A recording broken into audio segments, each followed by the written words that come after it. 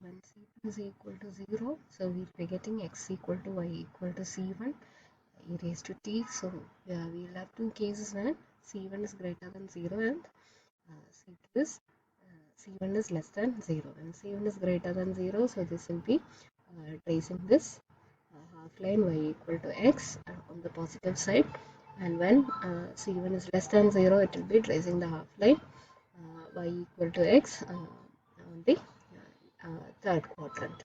So it will be passing through the point, it will be entering the point 0 0.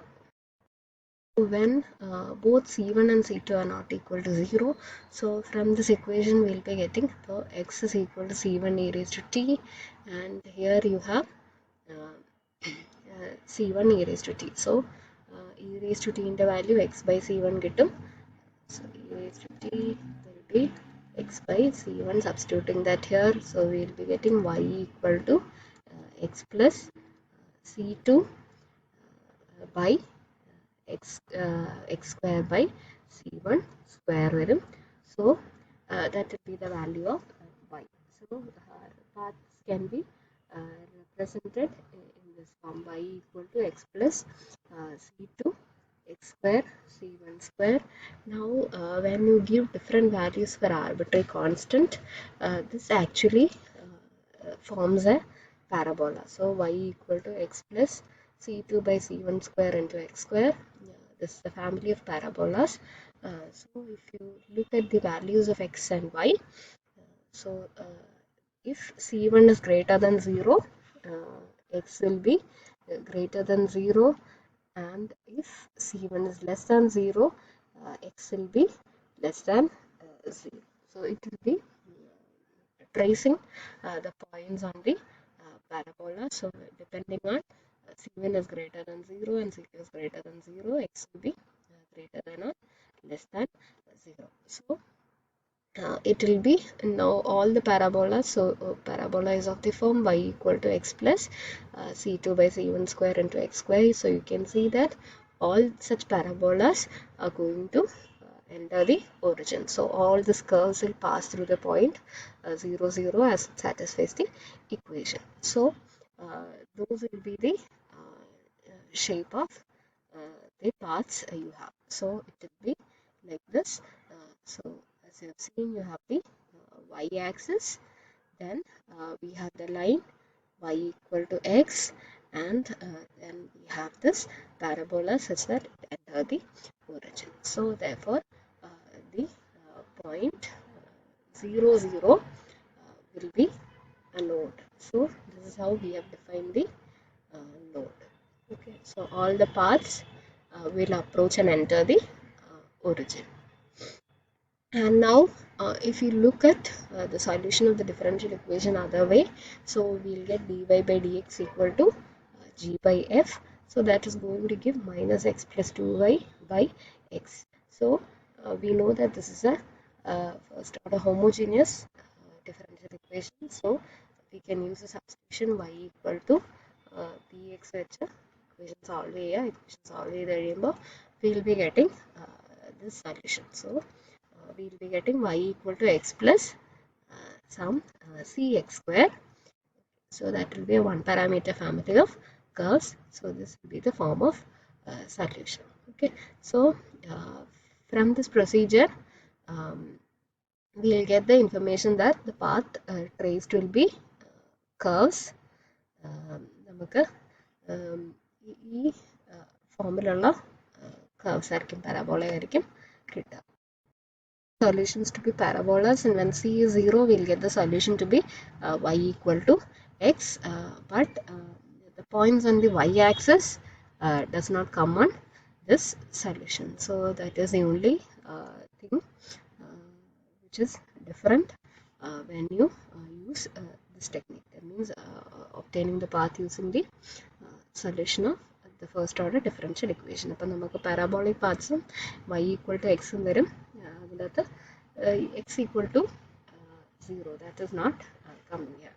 Okay, so that is an example where you are getting a node. Now the next definition is saddle point. Now by saddle point you mean, so it is a critical point which is approached and entered by two half lines, say AO and BO, as t approaches to infinity, and these two paths lie on the line AB.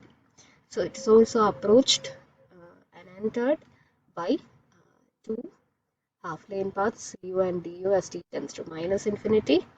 So we'll get the line which is passing through CD. നമുക്ക് ആ ഫിഗറിൽ നോക്കാം. Okay.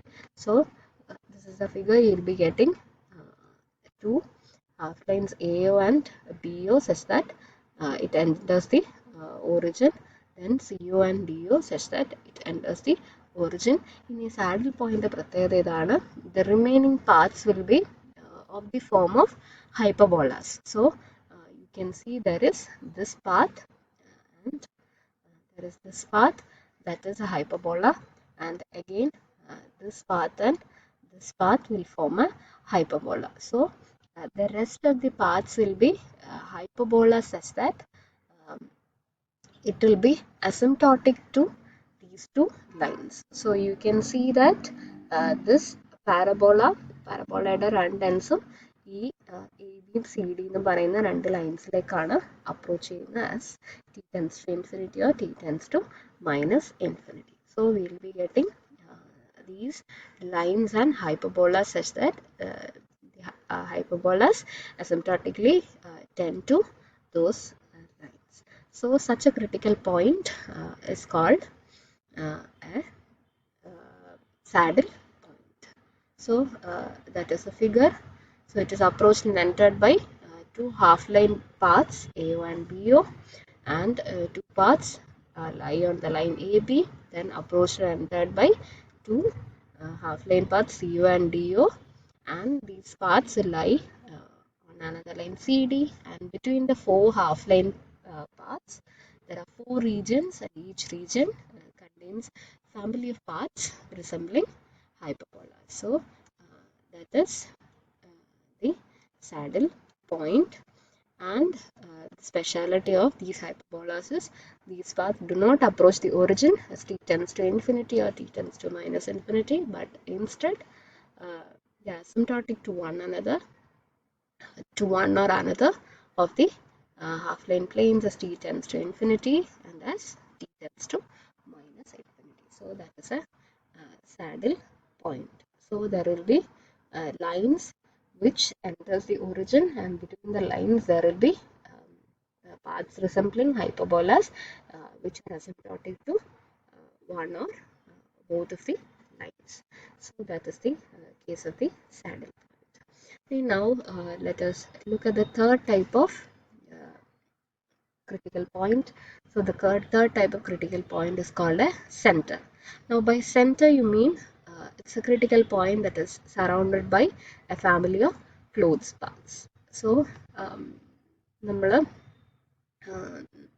നേരത്തെ കണ്ടിട്ടുള്ള പോലെ നമ്മൾ വോൾട്ടറാസ് ഇക്വേഷനിലൊക്കെ കണ്ടിട്ടുണ്ട്, path ആ ഓവൽ ഷേപ്പിലാണുള്ളത്. It will be surrounding your critical point. So it is not approached by any path as t tends to infinity or t tends to minus infinity. So a center is a critical point that is surrounded by a family of closed paths and is not approached by any path as t tends to infinity or t tends to minus infinity. So it is not approached and entered at the origin. So this is example of the path. Okay, so you will be having closed path surrounding the origin. And let us look at an example of a problem where we will be getting a center. So center is also called as a vortex. So let us look at an example where the paths, the saddle critical point will be a center.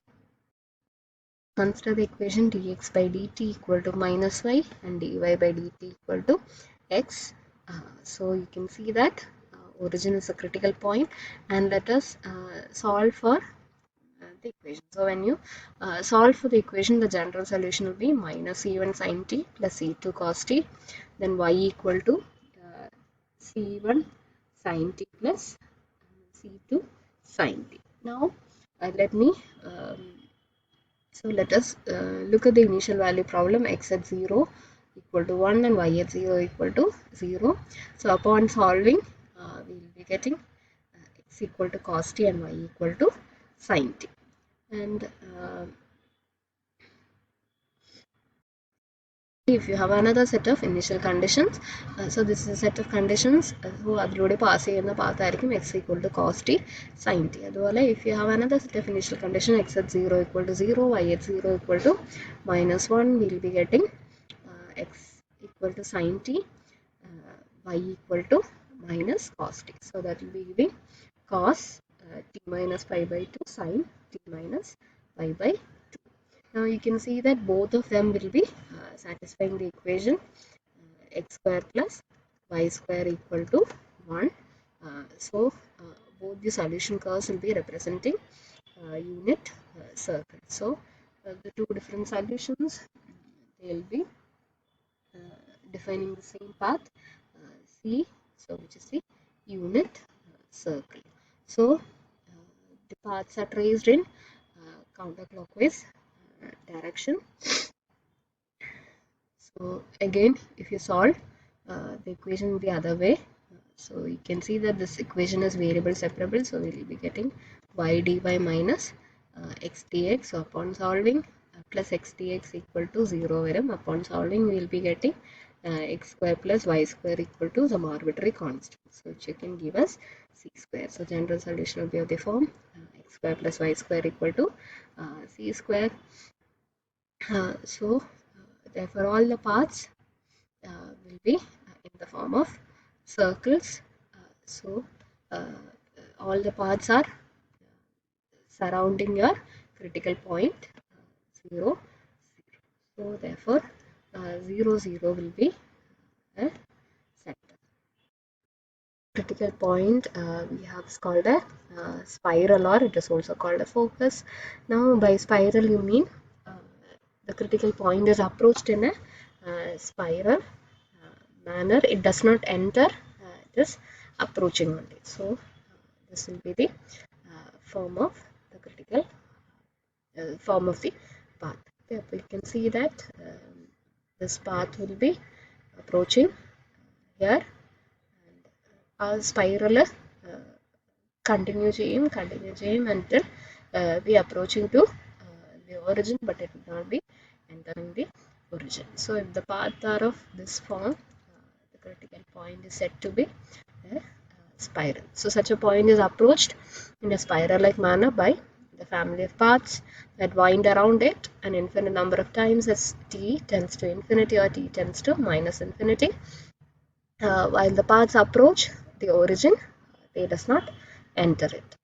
So a point P moving along such a path approaches the origin as t tends to infinity or t tends to minus infinity, but the line OP does not approach any definite direction. So the point will be moving along the path, it will be approaching the origin, but it will not be entering the origin. So such a critical point is said to be a spiral. So these are the four classification of your critical points. So the four types of critical points are, so we have the node, then we have center, we have spiral, and then we have a saddle point. So in the next class we will look at another way of classifying this other than using the paths.